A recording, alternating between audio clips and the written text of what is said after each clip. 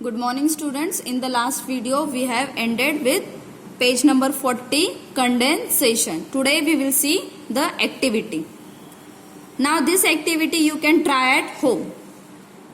Take a dry glass, pour some water in it, add some ice cubes to it and leave it for some time. What you have to do? You have to take one dry glass. Glass should be not wet or it should not contain any water. Pour some water in it.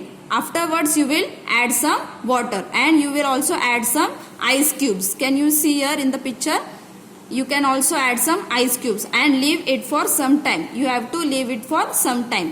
What you see on the outer surface? What you will see in the outer surface of the glass? See, what you can see in the outer surface of the glass? We see some drops of water on the outer surface of the glass. You can see some water on the outer surface of the glass. The air in contact with the outer surface of the glass gets cooled. The air nearby it gets cool. Near the outer surface of the glass gets cooled. The water vapor present in the air becomes water droplets. The water vapor which is present in the air, it becomes water droplets, which we see on the outer surface of the glass. Which we can see on the outer surface of the glass. This process is called condensation. The whole process is called condensation. What is the meaning of condensation? When the water vapor present in the air become droplets which can be seen from the outer surface of the glass or on the outer surface of the glass.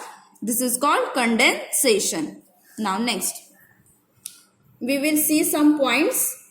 Now I know. First, on heating, water changes into vapor. What happens on heating? Water changes into vapor. It is called evaporation. The process of evaporation. What is evaporation? On heating, water changes into vapor. It is called evaporation. We cannot see water vapor. We cannot see water vapor. Air always contains water vapor. What does air contains? Air always contains water vapor.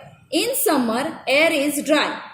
In summer, air is dry and contains less water vapor. In the rainy season, air contains more water vapor. In the rainy season, air contains more water vapor. When you cool the air, the water vapor in it turns into water. When we cool the air, the water vapor in it turns into water. This is called condensation. Now you also just revise it at home and understand the lesson. Thank you.